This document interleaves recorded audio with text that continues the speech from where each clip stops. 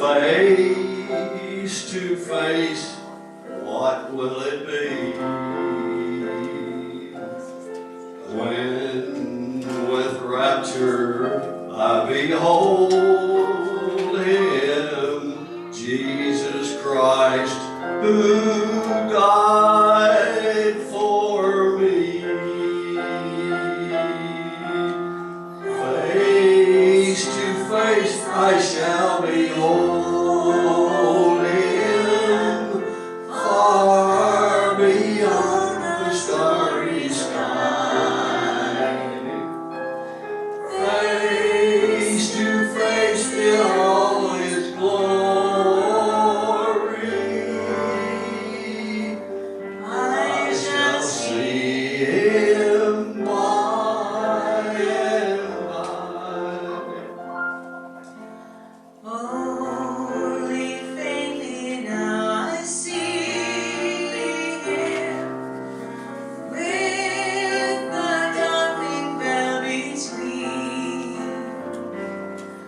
But a blessed day is coming when His glory shall be seen. Face to face I shall behold Him, far beyond the starry sky.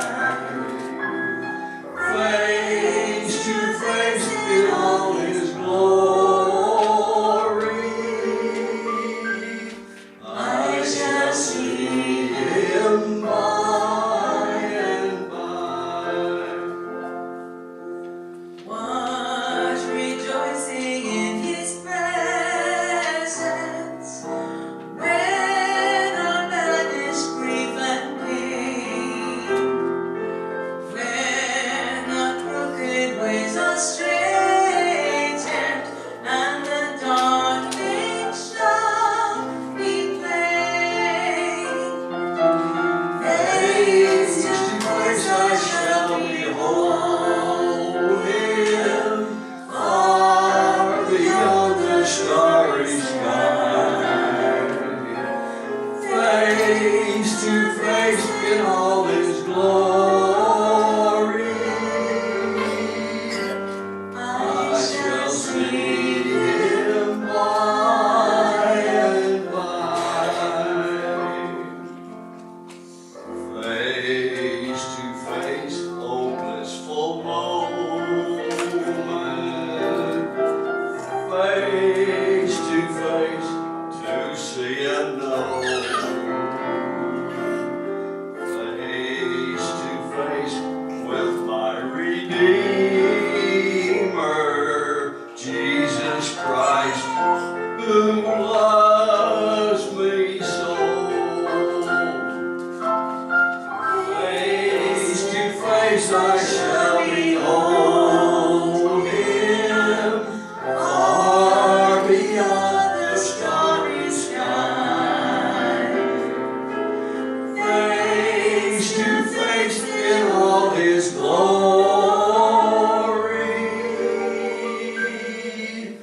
I shall see Him by and by.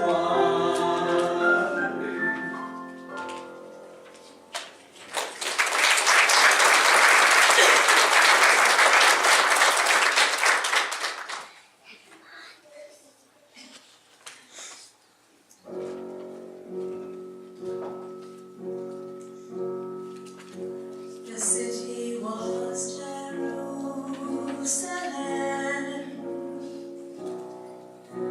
The time was long ago. The people called Him Jesus. The crime was the love He showed. I'm the one to blame. I caused all the pain.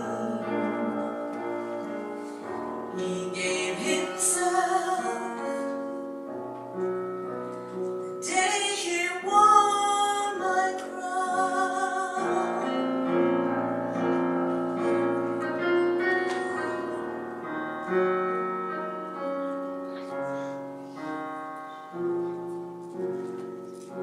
He brought me love that only he could give. I brought him cause to cry. And though he taught me how to live, I taught him how to die. I'm the one to blame. I caused all the pain. He gave himself the day he won my crown. He could have called his Holy Father and said, "Take me away, please take me away." He could have said, "I'm not guilty, and I'm not gonna stay. I'm not gonna pay."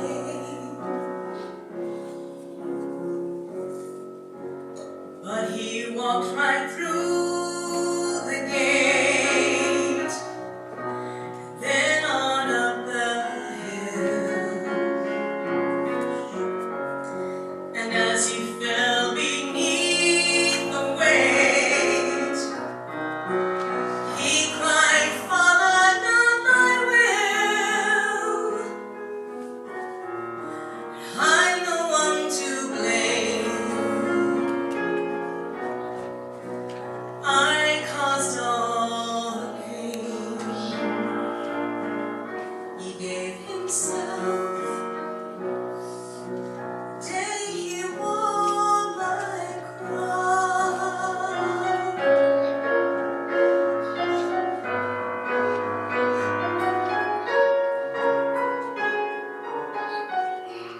And I'm the one to blame.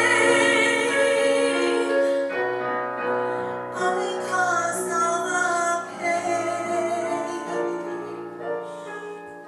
He gave himself the day he won my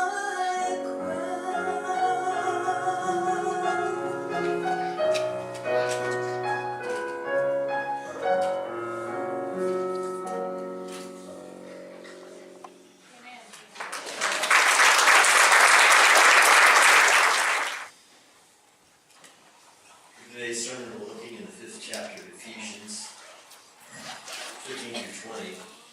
And we read part of that earlier where it says, "Wake up, sleeper, arise from the dead."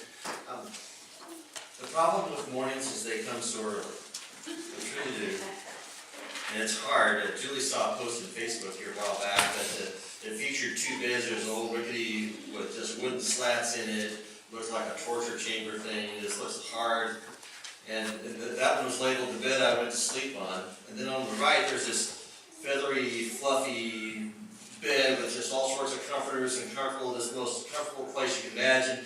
And that's the bed they woke up on. You know the feeling, you go to bed, you toss and you turn, you struggle to go to sleep. And about the time you get really, really comfortable and sleeping well, it's time to get up. And then how do you get out of that bed? Especially when it's cold. How do you get up out of that and go? It seems reasonable to stay in bed all day until you think about the consequences. You know, that's the funny thing about it. How can you possibly leave that bed for the cold, icy weather outside, to go do this and that, all the things you have to do, especially if you have to go to work and you're not enjoying work? Why can't you just stay in bed? You know, there's something very ironic about that. Because if you stay in bed and don't go to work, then you don't work, you don't get paid. If you don't get paid, you can't pay your bills, so you can't stay in bed because you lost your house. The only way to be able to stay in bed is to get up and go to work. And life is full of those kinds of contradictions, isn't it? It's difficult. And we ask ourselves in our Christian life, why can't we have this life of ease at all times? And to that Paul says, wake up, sleepers, and arise from the dead. Get out and go. Pay attention to what needs doing. Understand what's going on in life. Realize that you have something to do because he says, the days are evil. That means the days are harmful, the days are destructive. We use evil in the sense of the works of the devil, the one who plots against us, and that is true. But in a general sense, evil means harmful and hurtful and destructive and damaging. Paul's saying that's exactly what's going on. He has listed for us in recent scriptures and recent sermons, there's this kind of sin and that kind of sin, the destructive things that go on that break our social order, they break our economy, they break our family lives, they break us up as people and ruin us as husbands and wives and children and parents. And these sins come between us and cause all sorts of harm. That's evil. It's greedy. It's destructive. Paul says, beware. Beware. Beginning in verse 15, chapter 5. Be very careful then how you live, not as unwise, but as wise, making the most of every opportunity, because the days are evil. Therefore, do not be foolish, but understand what the Lord's will is. Do not get drunk on wine, which leads to debauchery. Instead, be filled with the Spirit, speaking to one another with psalms, hymns, and songs from the Spirit. Sing and make music in your heart to the Lord, always giving thanks to God the Father for everything in the name of our Lord Jesus Christ.